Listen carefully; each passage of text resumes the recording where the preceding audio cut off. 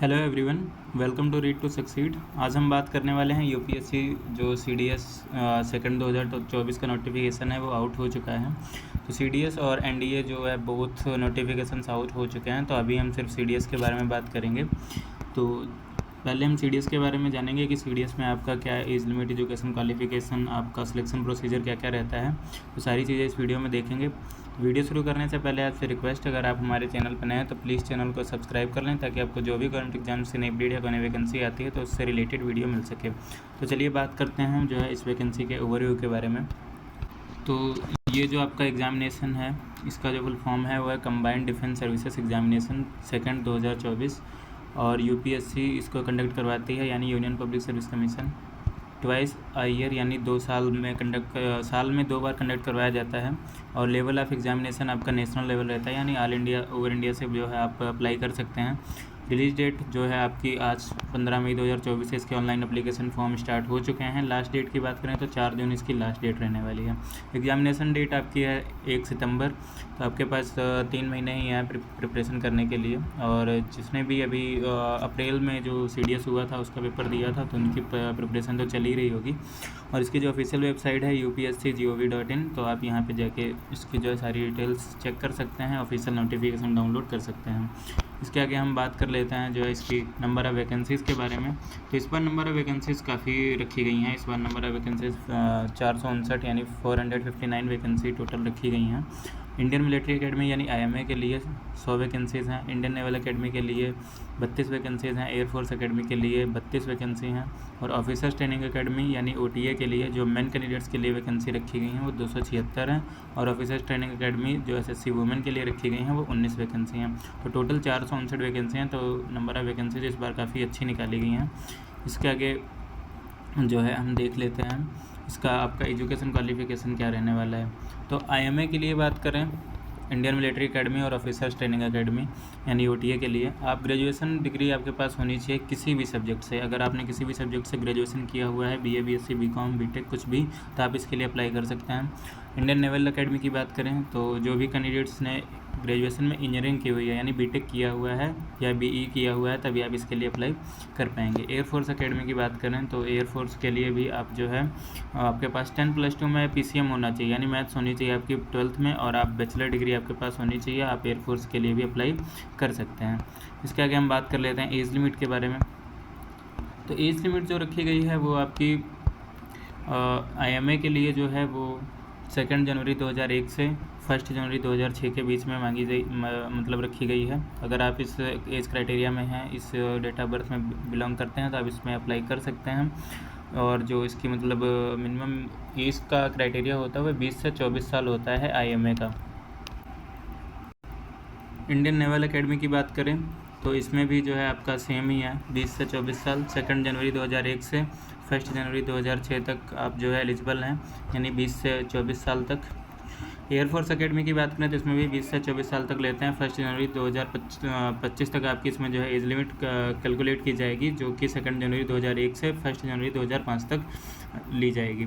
बात करें ओटीए की, ऑफिसर ट्रेनिंग एकेडमी की, तो ओटीए के लिए 20 से 25 साल आपकी एज लिमिट रखी गई है। तो जो भी कैंडिडेट्स ओटीए के लिए अप्लाई करना चाहते हैं उनके लिए जो है 1 ईयर का इसमें जो है एक्सटेंड मिल जाता है। तो आप ओटीए के लिए 25 साल तक अप्लाई कर सकते हैं। बाकी जो है Indian naval academy, Indian military academy और एयरफोर्स एकेडमी के लिए 20 से 24 साल तक अप्लाई कर सकते हैं। इसके आगे हम बात कर लेते हैं जो है इसके फ़िज़िकल स्टैंडर्ड्स के बारे में।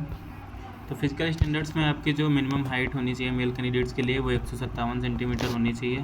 अगर आपकी 157 सेंटीमीटर हाइट है तो आप इसके लिए अप्लाई कर सकते हैं। नेवी कैंडिडेट्स जो है उनकी भी 157 सेंटीमीटर, और एयरफोर्स कैंडिडेट्स के लिए जो है 162.5, और फीमेल कैंडिडेट्स के लिए 152 सेंटीमीटर आपकी हाइट रहनी चाहिए। जो भी कैंडिडेट्स हिल एरिया से बिलोंग करते हैं, जैसे गोरखास हो गए, और जो भी कुमाऊँ रेजिमेंट या गढ़वाल रेजिमेंट के लिए जो रहते हैं उनके लिए 152 सेंटीमीटर हाइट रखी गई है। जो लद्दाख रीजन के हैं उनके लिए भी 155 सेंटीमीटर हाइट रखी गई है। तो आप इन चीज़ों को ध्यान में रखिएगा कि आप किस रीजन से बिलोंग करते हैं। इसके आगे हम बात कर लेते हैं सिलेक्शन प्रोसीजर की।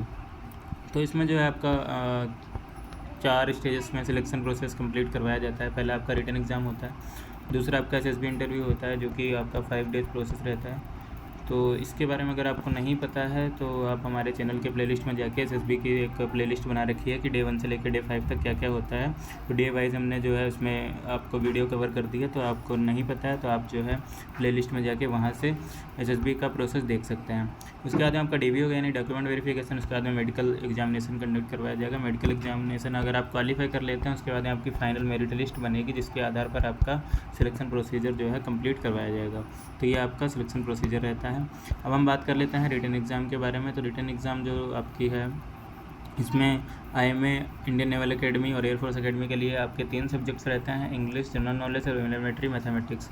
ओटीए यानी ऑफिसर ट्रेनिंग एकेडमी के लिए, जिसके लिए गर्ल्स भी एलिजिबल होती हैं, वो इंग्लिश और जनरल नॉलेज सिर्फ 2 ही सब्जेक्ट्स का एग्ज़ाम देना होता है। तो इसमें जो है आपका 2-2 घंटे का पेपर होता है। तो मैथ्स में जो आपका इंग्लिश रहता है 120 मार्क्स का रहता है, 2 घंटे का पेपर रहता है। और जनरल नॉलेज 120 मार्क्स का रहता है जो 2 घंटे का रहता है। एलिमेंट्री मैथमेटिक्स 100 मार्क्स का होता है जो 2 घंटे का होता है। 100 क्वेश्चन जो है हर सब्जेक्ट से आपके पूछे जाते हैं। इसके आगे हम बात करें ओटीए की, तो इंग्लिश, जनरल नॉलेज दोनों में 100 मार्क्स का पेपर रहता है आपका, 2-2 घंटे का पेपर रहेगा। सॉरी, जो इंग्लिश रहती है वो इंग्लिश में आपका 120 मार्क्स का ही होता है पेपर। इंग्लिश में आपका 120 मार्क्स का ही होता है। ये जो है उस यहाँ पे गलत मिसप्रिंट हुआ है। और जनरल नॉलेज भी आपका 120 मार्क्स का होता है। तो 2-2 घंटे दोनों को दिया जाता है। 120 मार्क्स के होते हैं। 100 क्वेश्चन आपके रहते हैं। एक क्वेश्चन आपका जो है 0.83 नंबर का होता है। तो आप इस पॉइंट को ध्यान में रखिएगा। इस बार का जो सीडीएस हुआ था उसमें जो इंग्लिश का पैटर्न था आपका, इंग्लिश का पैटर्न कुछ चेंज हुआ था। तो आप जो है इस बार इंग्लिश को अच्छे से पढ़िएगा। इंग्लिश एक ऐसा सब्जेक्ट है जो आपको स्कोर बढ़ा के देगा, क्योंकि जीएस का कुछ पता ही नहीं है कि कहाँ से क्या पूछा जा सकता है। इस बार जीएस काफ़ी टफ आई थी।